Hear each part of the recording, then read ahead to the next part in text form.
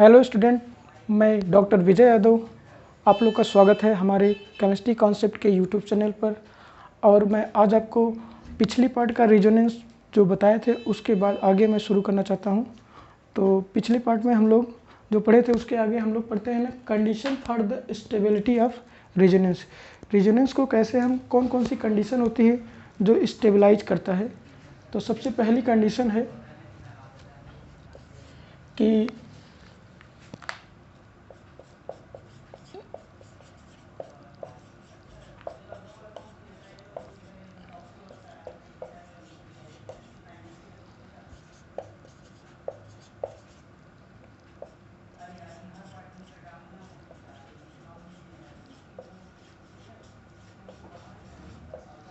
कह रहे हैं कि neutral molecule is more stable then charge molecule. तो न्यूट्रल मॉलिक्यूल जो रहेगा ना, कोई भी मॉलिक्यूल अगर न्यूट्रल फॉर्म में है और उसी का मॉलिक्यूल वो चार्ज फॉर्म में है तो न्यूट्रल वाला ज़्यादा स्टेबल होगा in comparison to charge molecule. जैसे एग्जांपल के रूप में हम लोग देखते हैं,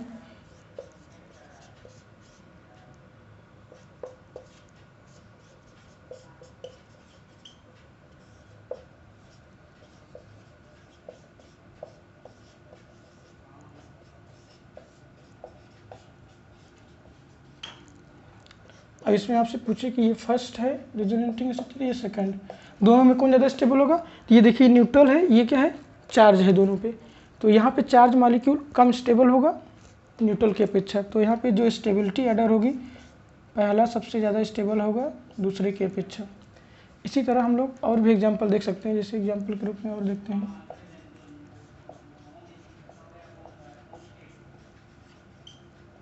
अगर ये रेजोनेंस शो करेगा,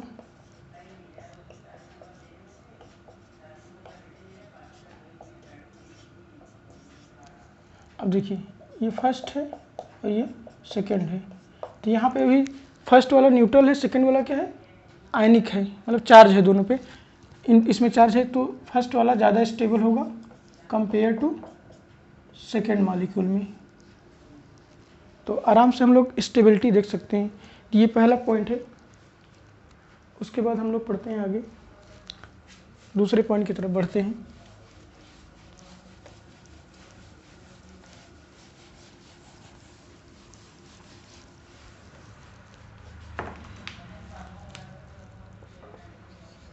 दूसरा पॉइंट कहता है द मॉलिक्यूल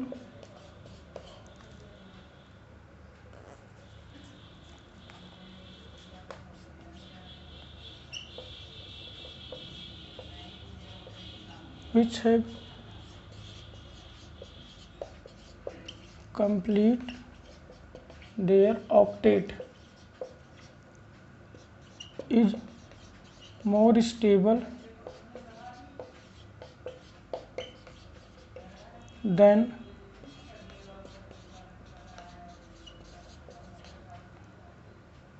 अनकम्प्लीट ऑक्टेट। तो कह रहा है कि जो मॉलिक्यूल जिसका ऑक्टेट कंप्लीट होगा वो ज़्यादा स्टेबल होगा in compare to incomplete octet की। तो एग्जाम्पल के रूप में हम लोग देखते हैं, जैसे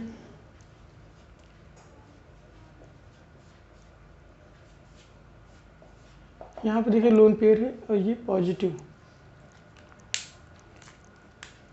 ये क्या है, ये लोन पेयर है। ये जब यहाँ पे जब ये आएगा, उसका सेकेंड पार्ट जब हम बनाएंगे,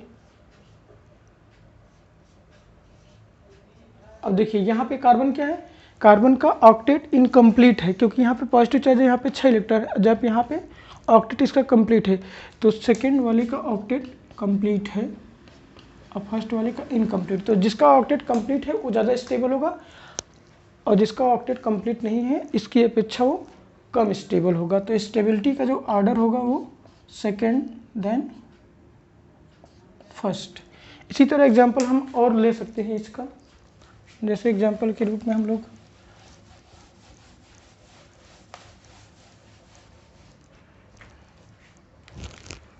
डाइजोमीथेन लेते हैं।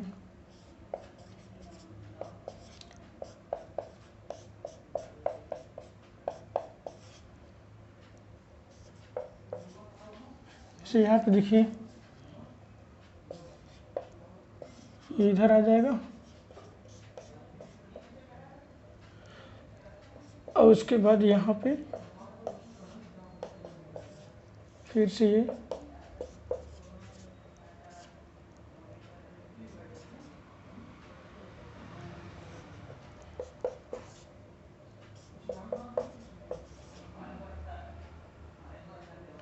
तो उसके बाद हम लोग इसको देख सकते हैं कि यहाँ पे 3 स्ट्रक्चर जो रिजोनेटिंग स्ट्रक्चर बने हैं, फर्स्ट, सेकंड और थर्ड।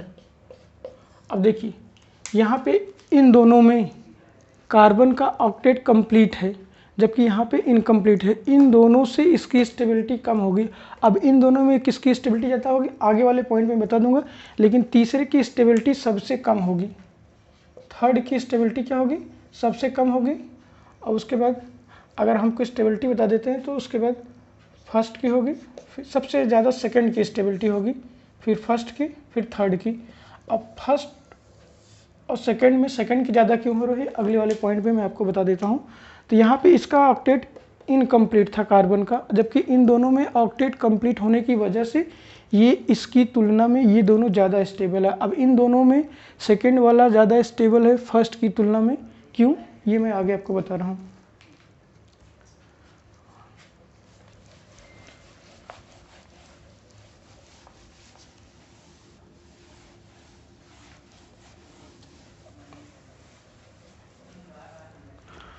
अब देखिए जो तीसरा पॉइंट है आप लोगों का वो है कि कोई भी मॉलिक्यूल अगर आयनिक है तो उसके दो आयन है, एक निगेटिव चार्ज वाला आयन, एक पॉजिटिव चार्ज वाला ion.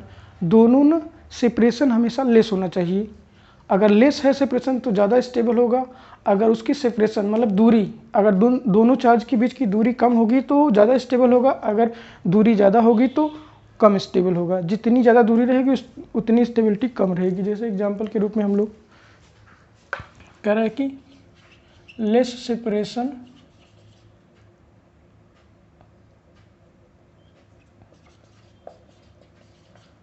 of ion in a molecule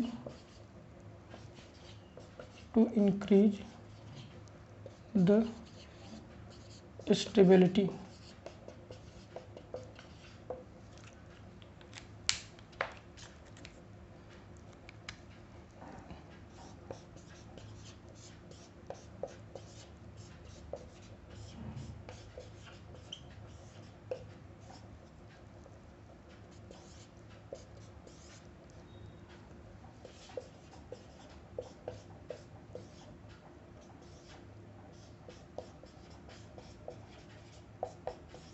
अब देखिए यहाँ पे दोनों एडजेसेंट पे, जबकि यहाँ पे ये दोनों दूर दूर हो गए। तो यहाँ पे जो चार्ज है दूर है, यहाँ पे नज़दीक है। तो कह रहा है कि लेस सेपरेशन होना चाहिए। लेस सेपरेशन की वजह से ये ज़्यादा स्टेबल हो जाएगा, ये वाला कम स्टेबल होगा। तो स्टेबिलिटी ऑर्डर हम लोग बता सकते हैं, first is more stable than second. उसके बाद अगला पॉइंट आता है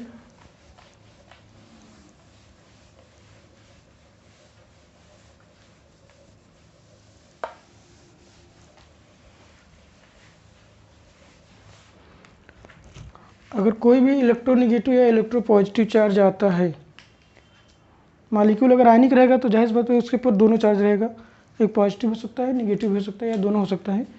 तो अगर कह रहा है कि ना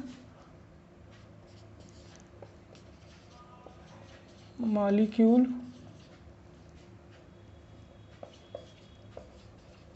have negative charge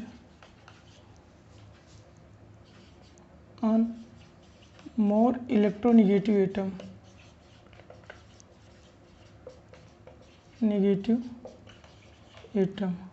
and positive charge, या कह सकते हो more electronegative atom and positive charge, सही, positive charge on less electronegative atom.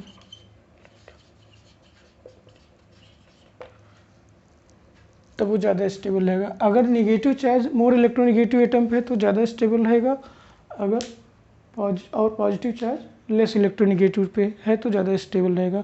तो स्टेबिलिटी ऑर्डर हम लोग जैसे इलेक्ट्रोनिगेटिविटी का lithium, beryllium, boron, carbon, nitrogen, oxygen, fluorine. जब इधर की तरफ हम बढ़ेंगे तो इलेक्ट्रोनिगेटिविटी क्या होती है, इंक्रीज करती है, इलेक्ट्रोनिगेटिविटी इंक्रीज करेगी। ठीक, तो हम आराम से इलेक्ट्रोनिगेटिविटी देख के बता सकते हैं किसकी ज़्यादा होगी किसकी कम होगी। जैसे एग्जांपल के रूप में हम लोग लेते हैं, जैसे अभी हम लोग डाइजोमीथेन का स्ट्रक्चर बनाए थे जब,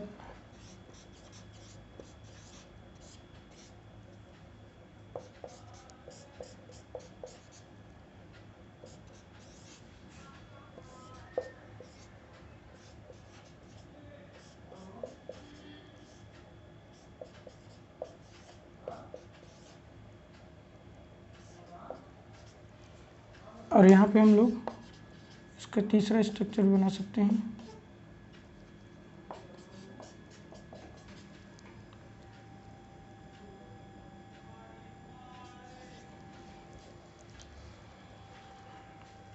अब देखिए ये तो ऑक्टेट इनकम्प्लीट है, इसलिए हम लोग बताए थे अभी कि सबसे कम स्टेबल होगा ये पहला, ये दूसरा, ये तीसरा। तो सबसे कम स्टेबल कौन सा होगा, तीसरा वाला, क्योंकि उसका ऑक्टेट इनकम्प्लीट है। इन दोनों में देखिए यहाँ पे कार्बन पे निगेटिव चार्ज है, यहाँ पे नाइट्रोजन पे निगेटिव चार्ज है। तो हम लोग इलेक्ट्रोनिगेटिव एटम कौन सा ज़्यादा होगा, नाइट्रोजन। तो नाइट्रोजन पे इलेक्ट्रोनिगेटिव चार्ज रहेगा तो ज़्यादा स्टेबल रहेगा इन कंपेरिजन टू कार्बन में। और पॉजिटिव चार्ज तो दोनों पे नाइट्रोजन में है, इसलिए ये सेकेंड वाला इलेक्ट्रोनिगेटिव चार्ज, निगेटिव चार्ज कहाँ है, इलेक्ट्रोनिगेटिव एटम पे, जबकि यहाँ पे ये कम इलेक्ट्रोनिगेटिव है तो इसके ऊपर निगेटिव चार्ज है। तो सेकेंड वाला मोर स्टेबल होगा फर्स्ट की तुलना में, और सबसे कम स्टेबल कौन सा होगा, थर्ड वाला होगा। तो इस तरह से हम लोग इसको चारों का हम लोग इन्हीं चारों रूल्स पे हम लोग इसकी रेजोनेंस की स्टेबिलिटी आराम से हम लोग डिसाइड कर सकते हैं। तो स्टेबिलिटी के लिए हमको आराम से, कोई दिक्कत नहीं है, इन चारों रूल्स को एकदम दिमाग में हमेशा मेंटेन रखना है, कोई दिक्कत नहीं होगी। तो हमेशा कहीं भी इससे क्वेश्चन आए तो इन्हीं चारों रूल्स के अकॉर्डिंग हम लोग स्टेबिलिटी बताते हैं। अब हम लोग रेजोनेंस के कुछ एग्जाम्पल देखते हैं। आप लोगों को बताना है कि उसमें रेजोनेंस शो कर रहा है कि नहीं शो कर रहा है। जैसे एग्जाम्पल के रूप में मैं आपको पहले भी बता चुका हूँ कि आप देख के आराम से बता सकते हैं।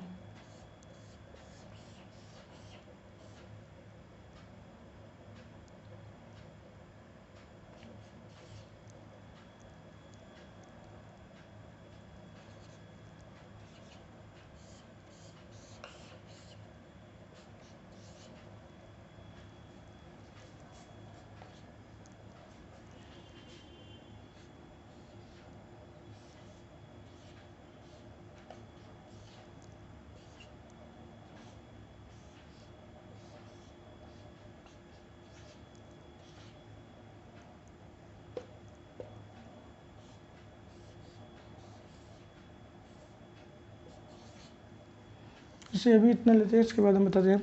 अब देखिए यहाँ पे आप लोग कोई भी देख के बता सकते हैं कि रेजोनेंस शो कर रहा है कि नहीं शो कर रहा है। अब देखिए पहला, यहाँ पे डबल बॉन्ड के बाद अगले कार्बन पे क्या है, पॉजिटिव चार्ज है। यहाँ पे डबल बॉन्ड है, इसके अगले कार्बन पे पॉजिटिव चार्ज है। तो ये रेजोनेंस शो करेगा कि नहीं, आराम से बता सकते हैं, क्योंकि मैं पहले क्लास में बताया था। तो ये वाला रेजोनेंस शो करेगा।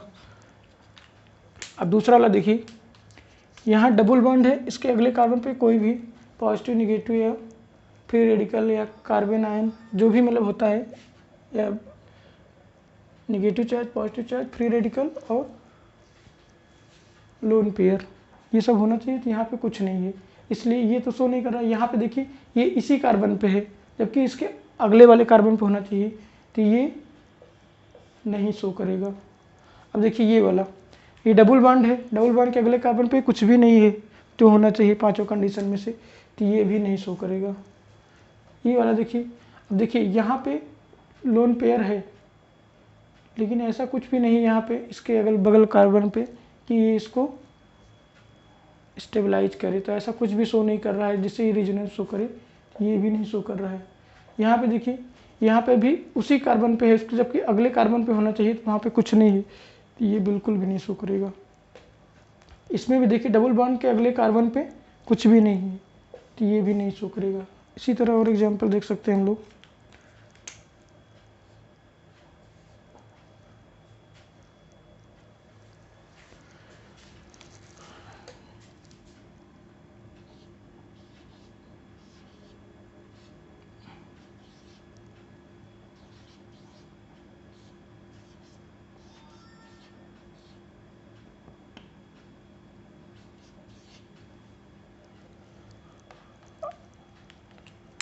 अब देखिए इन दोनों एग्जांपल में, अब देखिए यहाँ पे डबल बॉन्ड है और यहाँ पे निगेटिव चार्ज है, तो ये आराम से इधर से क्या कर सकता है, या बाहर से दिखा दीजिए, ऐसे रेजोनेंस शो कर सकता है।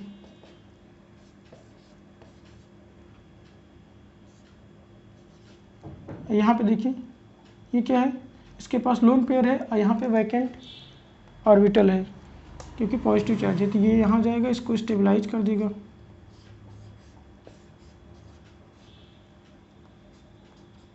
ये भी रेजोनेंस शो करेगा, यानी ये दोनों शो करेंगे। और एग्जांपल हम लोग देख सकते हैं। तो इस तरह से क्वेश्चन IIT JEE और नीट के एग्ज़ाम में काफ़ी पूछता है, और भी जो PGT के एग्ज़ाम होते हैं उसमें भी इस तरह से क्वेश्चन कभी कभी पूछ लेता है। दे देगा 3-4 मॉलिक्यूल की, उसमें कौन सा रेजोनेंस शो करेगा, तो आपको देख के बताना रहेगा।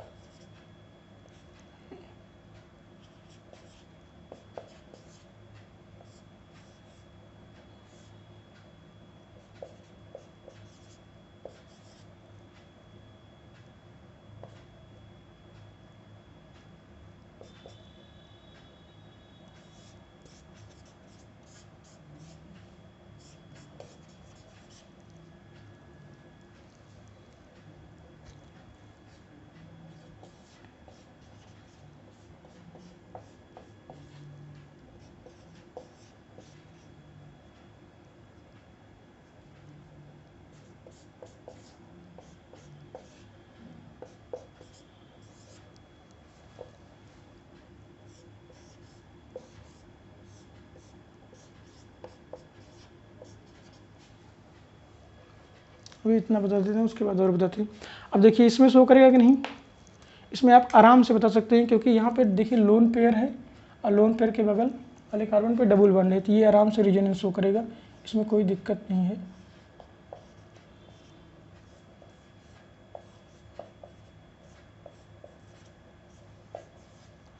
यहाँ पे देखिए इसके पास लोन पेयर, इसके अगले दोनों कार्बन पे कुछ भी नहीं है, तो ये रेजोनेंस नहीं शो करेगा। यहाँ पे देखिए ये शो करेगा कि नहीं, अब यहाँ देखिए ये बिल्कुल भी नहीं शो करेगा, क्योंकि डबल बॉन्ड के बाद जो अगला कार्बन है उसके पास भी डबल बॉन्ड है, तो यहाँ पे जो कंडीशन होनी चाहिए ना वो नहीं है।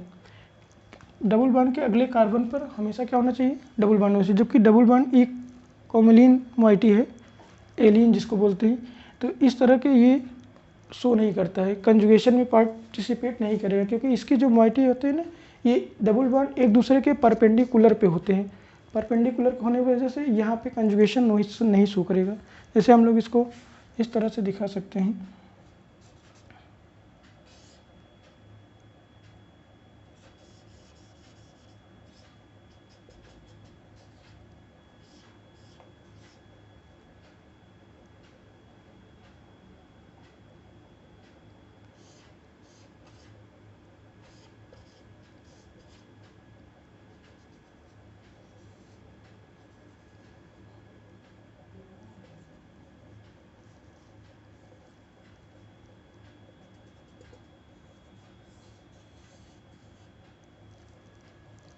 तो ये इस तरह से, अगर मान लीजिए जैसे मैं आपको दो दिखाऊं, जैसे ये एक डबल बॉन्ड है एक, उसके बाद ये इस तरह से, ये हमेशा एक दूसरे के परपेंडिकुलर पे होते हैं, परपेंडिकुलर होने की वजह से यहाँ पे कोई कंजुगेशन नहीं होता है। लेकिन अगर इसी पे अगर जैसे यहाँ पे हम लोग देखते हैं, ये देखिए ये वाला रेजोनेंस शो करेगा कि नहीं, ये तो नहीं शो कर रहा था क्योंकि यहाँ पे ऐसा कुछ था नहीं, लेकिन यहाँ भी इस तरह से होता है परपेंडिकुलर, लेकिन यहाँ इसके पास लोन पेयर होने की वजह से ना ये वाला रेजोनेंस शो करने लगता है, क्योंकि यहाँ पे लोन पेयर होता है ना, तो ये लोन पेयर परपेंडिकुलर ये घूमता है, लेकिन इसका जो इलेक्ट्रॉन होता है, जैसे हम इसको बनाएं तो इसका जो इलेक्ट्रॉन होता है ना, ये इसके बारे में पार्टिसिपेट करेगा, तो ये इस तरह से आता है, यहाँ पे निगेटिव कर देगा।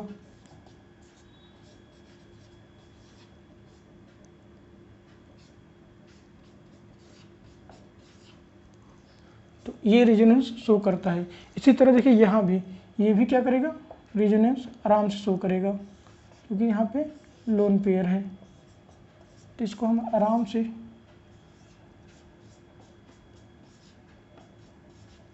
ये रेजोनेंस शो करेगा।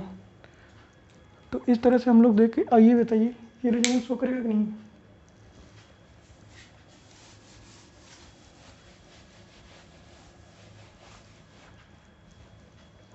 यहाँ देखिए ये डबल बॉन्ड है, इसके अगले कार्बन पे क्या है, कुछ भी डबल बॉन्ड या फ्री रेडिकल लोन पेयर इस तरह का कुछ भी नहीं है जो रेजोनेंस शो करने की कंडीशन में आए, तो ये रेजोनेंस नहीं शो करेगा।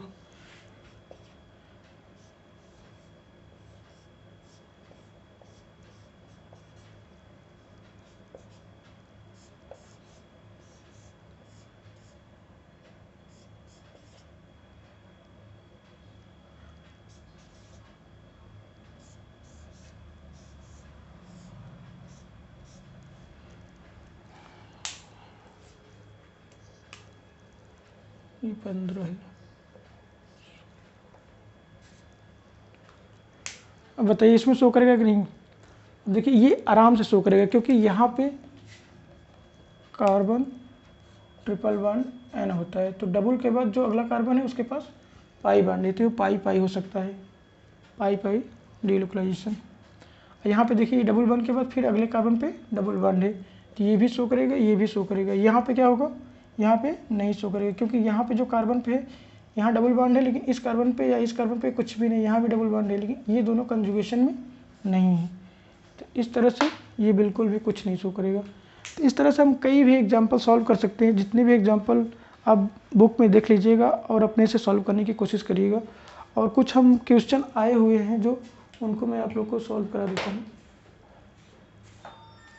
काफ़ी एग्जाम में पूछे गए हैं।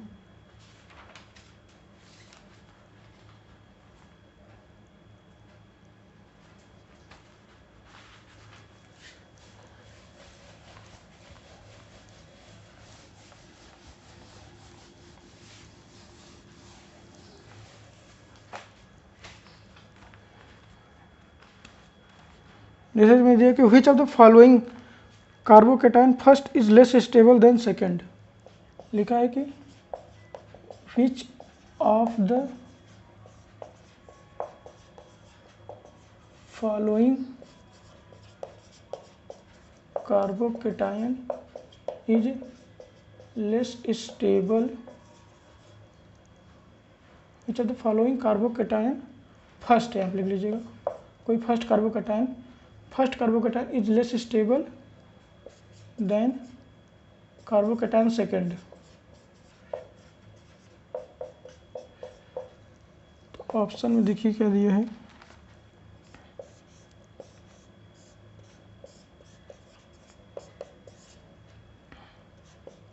ये फर्स्ट है और सेकेंड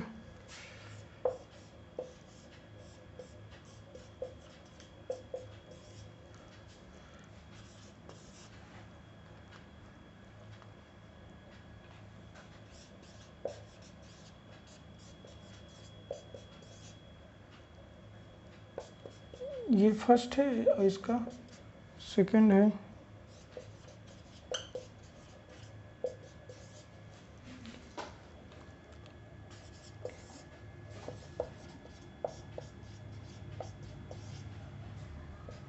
ये फर्स्ट है,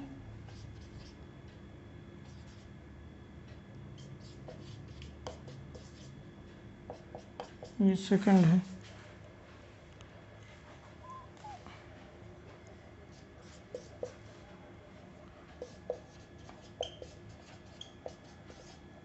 ये फर्स्ट है, उसके बाद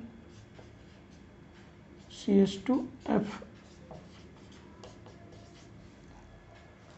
अब देखिए आपके पास ये 4 ऑप्शन है।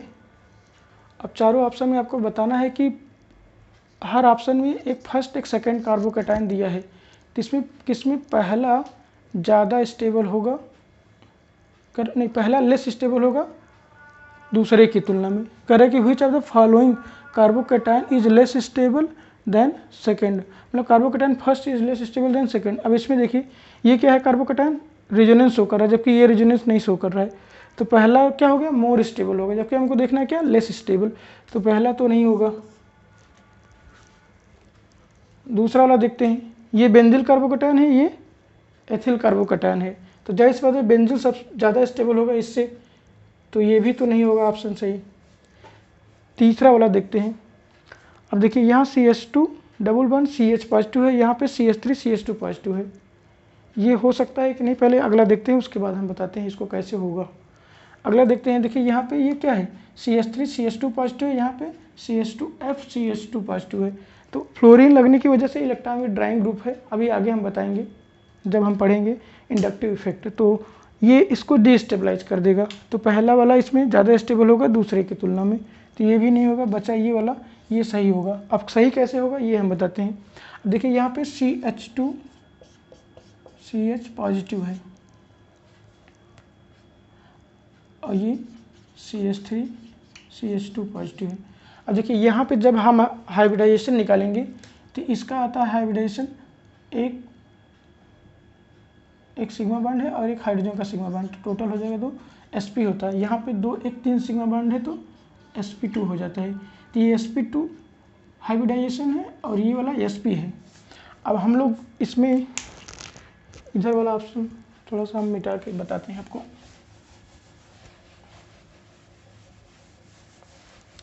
अब देखिए आप लोग हाइब्रिडाइजेशन पढ़े होंगे कि sp में देखिए 2 हाइब्रिड ऑर्बिटल है, तो इसमें 50% s करेक्टर है और 50% p करेक्टर, 50% s करेक्टर है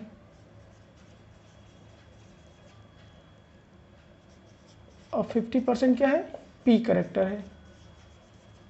अगर यही sp2 की बात करें तो इसमें 3 हो जाता है, यानी 33.33% क्या है, s करेक्टर है।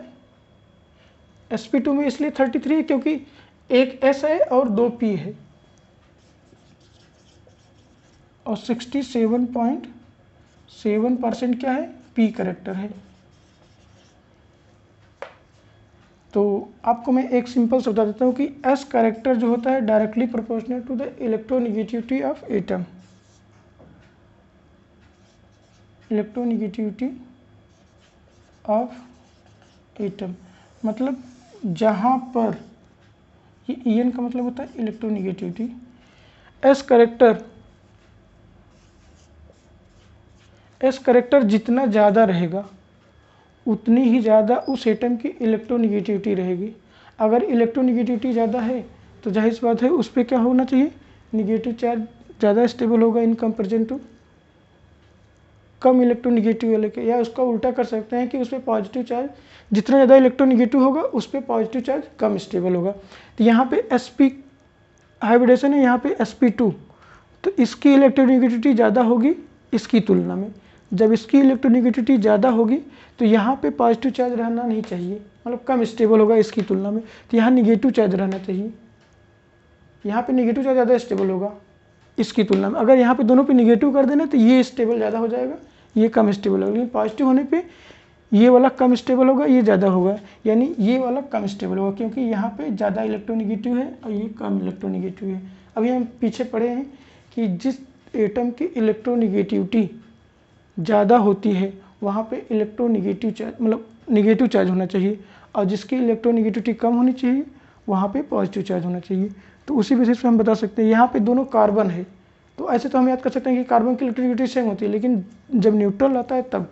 लेकिन जैसे जैसे उसका s करेक्टर बढ़ता है पॉजिटिव चार्ज की वजह से या हाइब्रिडाइजेशन की वजह से या डबल बॉन्ड की वजह से, s करेक्टर बढ़ने की वजह से ना उसकी इलेक्ट्रोनेगेटिविटी बढ़ने लगती है। तो जब इलेक्ट्रोनेगेटिविटी बढ़ेगी तो उस पर ना इलेक्ट्रोनेगेटिव एटम ज़्यादा, इलेक्ट्रोनेगेटिव चार्ज या माइनस चार्ज ज़्यादा स्टेबल होने की कोशिश करेगा। तो इसलिए यहाँ पे प्लस चार्ज है तो ये कम स्टेबल होगा, ये ज़्यादा स्टेबल होगा, इसलिए ये ऑप्शन ज़्यादा सही है। तो तीसरा वाला ऑप्शन इस क्वेश्चन का सही था। तो अगला क्वेश्चन हम लोग पढ़ते हैं।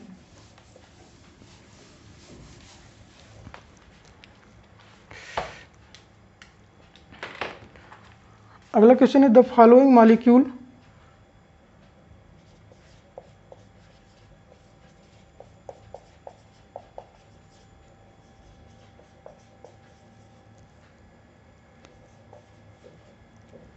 Have stability adder.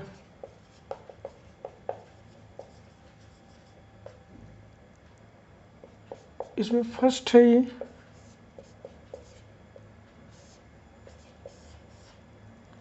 और ये सेकंड है।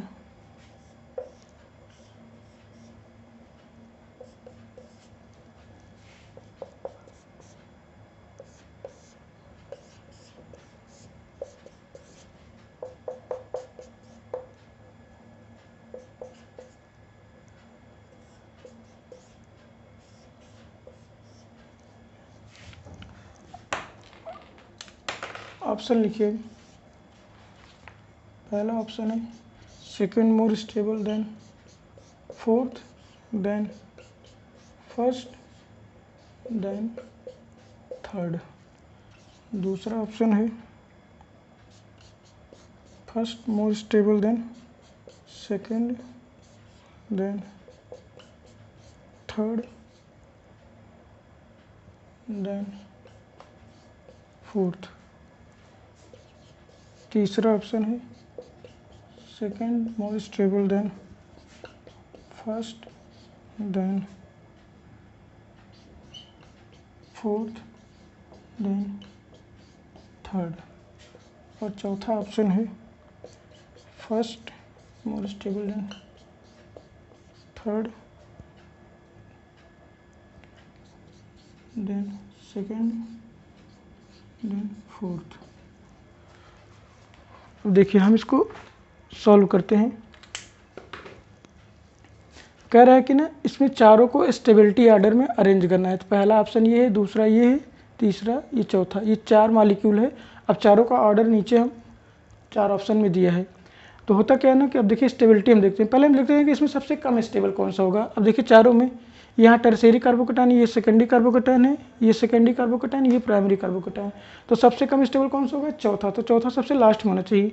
यहाँ देखिए यहाँ पे चौथा सबसे लास्ट में है, यहाँ पे, यानी ये दोनों ऐसे ही गलत हो गए। तो पहले वाले को हम रिप्लेस कर देंगे। इसको अब हम देखेंगे नहीं क्योंकि ये ऑलरेडी गलत हो चुका है। अब हम दूसरे और चौथे ऑप्शन पे ही विचार करेंगे। अब हम सेकंड पॉइंट आते हैं। अब चौथे को छोड़ देते हैं। अब देखिए इन तीनों में सबसे ज़्यादा स्टेबल कौन है। अब देखिए यहाँ पे सिर्फ हाइपर कंजुगेशन शो कर रहा है क्योंकि यहाँ पे 3 हाइड्रोजन है, यहाँ पे 2 हाइड्रोजन है। जबकि यहाँ पे इन दोनों में कार्बोकैटायन के बगल पे क्या है? एक इलेक्ट्रोनेगेटिव एटम है जिसके पास लोन पेयर है। ये रेजोनेंस भी शो कर रहा है। तो इसकी तुलना में ये ज़्यादा स्टेबल हो गया, यानी चौथे के बाद दूसरा सही होना चाहिए। अब देखिए दूसरा इसी में दिया है, इसमें तीसरा दे दिया है, तो सही तो अब यही हो गया। लेकिन अब हम पहले और तीसरे ऑप्शन पे भी विचार कर लेते हैं। अब देखिए यहाँ पे टर्शियरी कार्बोकैटायन के साथ ये रेजोनेंस स्टेबलाइज होगा, यहाँ पे सेकेंडरी कार्बोकैटायन के साथ। तो यहाँ पे 6 हाइड्रोजन ये है प्लस रेजोनेंस है, यहाँ पे 3 ही हाइड्रोजन है और उसके साथ रेजोनेंस है। तो यहाँ पे ज़्यादा है क्योंकि ये टर्शियरी कार्बोकैटायन है, ये सेकेंडरी कार्बोकैटायन हो, क्योंकि इधर भी है। इसको रेजोनेंस कह सकते हैं या तो इसको 2 मेथिल ग्रुप कह सकते हैं टर्शियरी न कहने के बजाय, क्योंकि कार्बन तो एक ही अटैच है। इधर तो रेजोनेंस है, ये रेजोनेंस है, 2 कार्बन अटैच है तो टर्शियरी है। और इधर क्या है? ये CH3 एक, ये हाइपर कंजुगेशन से, इधर रेजोनेंस है। तो ये ज़्यादा हाइपर कंजुगेशन शो करेगा और ये कम हाइपर कंजुगेशन शो करेगा, और रेजोनेंस तो दोनों में उतना ही स्टेबलाइज करेगा। तो सबसे ज़्यादा पहला, फिर तीसरा, फिर दूसरा, फिर चौथा। ये आराम से हम लोग इसको बता सकते हैं। तो ये वाला कौन सा ऑप्शन सही हुआ? चौथा वाला ऑप्शन इसमें करेक्ट है। एक क्वेश्चन और हम लोग देख लेते हैं आज।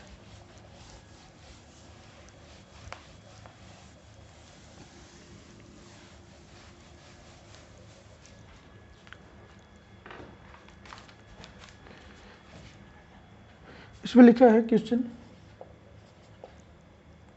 जो भी होगा,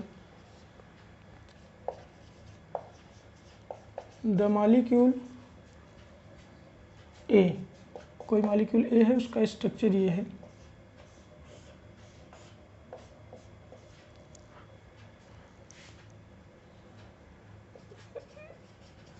remove a proton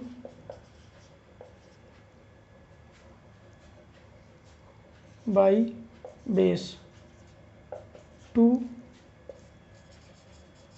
form stable structure. कह रहे हैं कि इसका ऑप्शन देख लीजिए,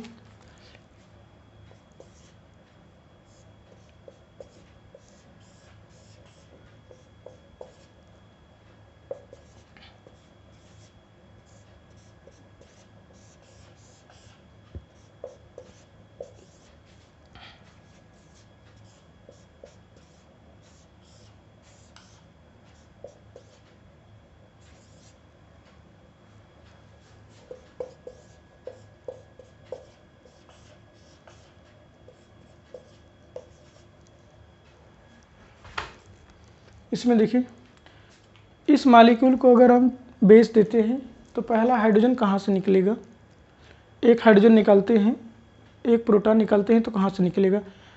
तो इसमें एक नेगेटिव चार्ज यहाँ बनाया है, दूसरा यहाँ बनाया है, तीसरा यहाँ, चौथा यहाँ। अब देखिए इसमें सबसे गलत कौन सा हो सकता है, यहाँ पे, क्योंकि यहाँ तो कोई भी कार्बोनिल के बगल वाला जो अल्फा कार्बन होता है उसका हाइड्रोजन सबसे ज़्यादा एसिडिक होता है, तो वही निकलने की संभावना सबसे ज़्यादा रहती है। तो ये ऑप्शन तो बिल्कुल नहीं होगा, ये वाला ऑप्शन बिल्कुल नहीं होगा, क्योंकि ये तो गलत है। अब इन तीनों में सबसे ज़्यादा, अब देखिए यहाँ पे कार्बोनिल है, यहाँ भी निकल सकता है, यहाँ भी निकल सकता है, लेकिन यहाँ इन दोनों के बीच में कार्बोनिल है, तो दो कार्बोनिल के बीच में होने की वजह से इसका एक्टिव मिथिलीन इसको बोलते हैं, इसको CH2, उसके बगल जो दो इलेक्ट्रॉन में ड्राइंग ग्रुप अटैच हो तो उसको एक्टिव मिथिलीन ग्रुप बोलते हैं।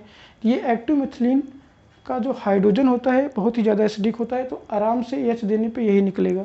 तो सबसे ज़्यादा जो स्टेबल कार्बन आयन बनेगा ये दूसरा वाला ऑप्शन सही है। तो फ्रेंड्स आज के लिए बस इतना ही, आप लोग इसको, ये रेजोनेंस इतना ही था, उसके बाद हम लोग पढ़ेंगे मेसोमेरिक इफ़ेक्ट। तो इसके बाद जो भी इसमें प्रॉब्लम होगी आप लोग सॉल्व कर लीजिएगा। अगर कुछ प्रॉब्लम नहीं आती है तो आप हमको कमेंट बॉक्स में पूछ सकते हैं, या आप हमसे संपर्क करिएगा कमेंट बॉक्स में।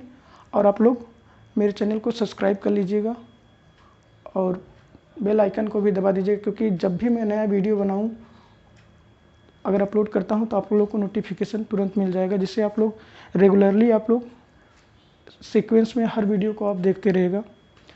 और इसके अलावा भी अगर आप लोग को और कुछ प्रॉब्लम होती है इस चैप्टर में तो हमसे आप पूछते रहिएगा। Thank you.